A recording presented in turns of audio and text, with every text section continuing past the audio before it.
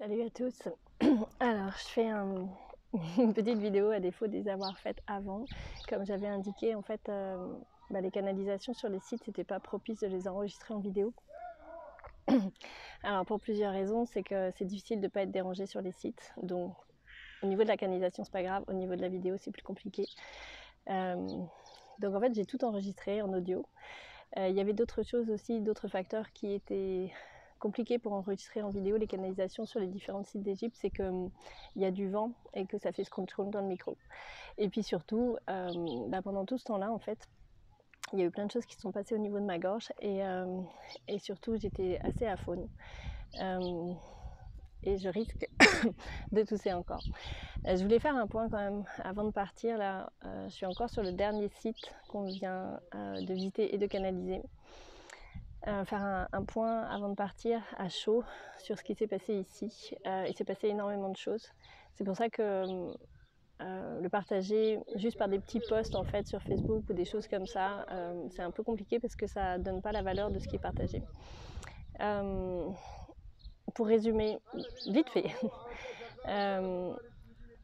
en fait,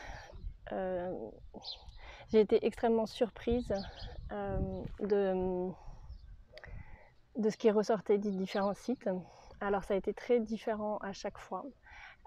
J'ai été regarder à la fois les structures de création et les structures énergétiques, mais aussi le but c'était un peu de remonter à qu'est-ce qu'il y avait là à l'origine, un peu de comment ça marchait, et de voir quelle était vraiment la source même de cet endroit, en fait, quelle était l'énergie là.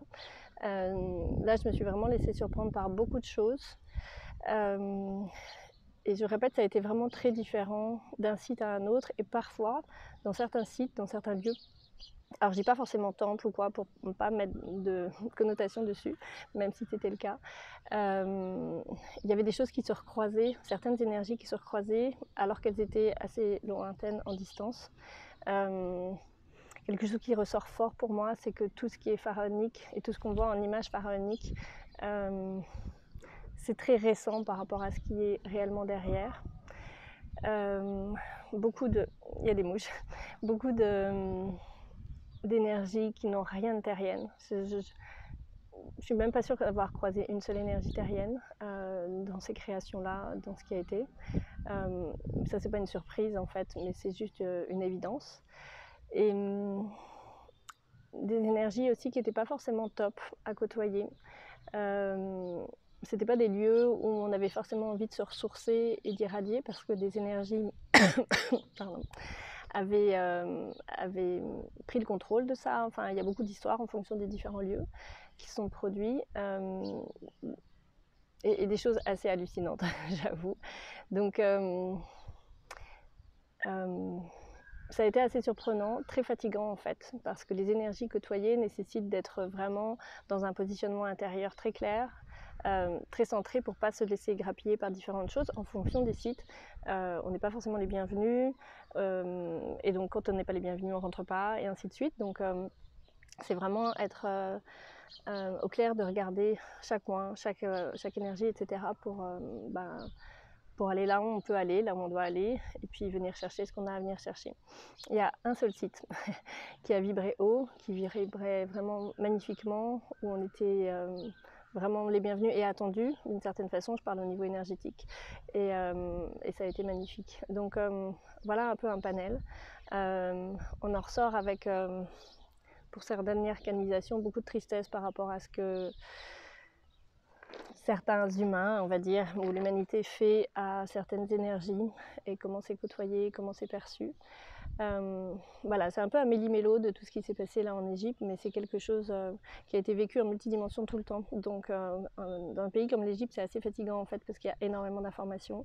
J'ai trouvé qu'il y avait énormément d'informations comme des fakes en fait, des fake news un peu, beaucoup de fausses informations mises sur les informations. Donc c'est vraiment nécessaire d'aller creuser derrière pour revenir à l'essence originelle même du lieu qui généralement est une énergie primaire vraiment magnifique, très tranquille, très pure, très puissante, très pure, ouais, je crois vraiment que c'est le mot. Et puis il s'est mis plein de choses dessus et au fur et à mesure il y a eu beaucoup de réappropriation, de transformation, d'ego qui sont mis dessus, etc. Et puis d'autres choses beaucoup plus surprenantes, surprenantes de les voir en fait dans la matière, même si on peut s'en douter pour le reste. Donc je vous dis les choses sans je vous les dire, là, c'est pas top. Mais en fait, c'est pour dire les choses mieux lorsque je serai rentrée. Essayer de partager, enfin c'est pas essayer, le partager d'une façon ou d'une autre en fonction de ce qui sera ok que je partage en fait. Donc ça, je demanderai ce qui est ok ou pas de partager pour que l'information soit pas transformée ou voilà, que ça n'attire pas autre chose encore parce que sinon c'est sans fin. Donc maintenant ça va être le départ bientôt et j'avoue qu'énergétiquement ça fera du bien en fait. Que ce soit autant mon amie Mariam que moi, on sera aussi heureuse de retrouver des énergies plus tranquilles. Pour ma part, ça a été fascinant de regarder ces lieux en multidimension, tellement il y a de choses, tellement en les regardant d'un autre point de vue, on peut voir une telle autre réalité. Voilà, et puis une canalisation dès le départ en fait, qu'il va vraisemblablement m'être demandé de partager et qui touche des choses qui pourraient être perçues comme politiques et qui ne le sont pas, mais qui sont juste des points d'accroche que j'expliquerai d'ici peu. J'espère, quand j'aurai retrouvé ma voix, ce sera peut-être mieux. En attendant, je vous embrasse tout fort. Je vous souhaite de prendre bien soin de vous. Je vous invite à rester extrêmement centré. Alors, être ouvert pendant 10 jours non-stop, en multidimension, et que ce ne soit pas une retraite, mais un pays où c'est un peu olé olé, où on est quand même très sollicité, on va dire. C'est assez chaud.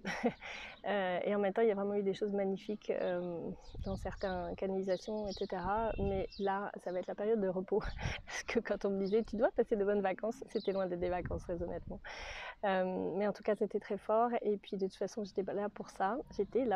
Et j'en suis ravie. Donc maintenant, le job, ça devait être de transmettre. Et je vous fais ça en rentrant d'une façon ou d'une autre. Je vais essayer de voir quelle sera la meilleure façon en fait, de transmettre les infos qui me seront demandées d'être transmises et peut-être pas toutes.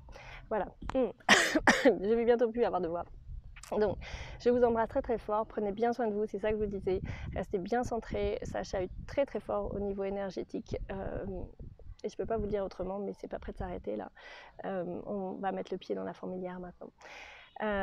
Donc centrage, amour, mettez vraiment toutes les protections qui vous font du bien, de rester centré, de vous nettoyer, de vous accrocher à votre lumière, dans le sens de vous accrocher à la terre, au ciel, de faire vos centrages quotidiennement. Ça demande, même si c'est 5 minutes, mais être en conscience de la foi, de l'amour, pour vraiment vous aider à rester centré, parce qu'il se peut que ça chahute pas mal dans les soins à venir. Voilà, en attendant, foi, paix et amour. Je vous embrasse très fort.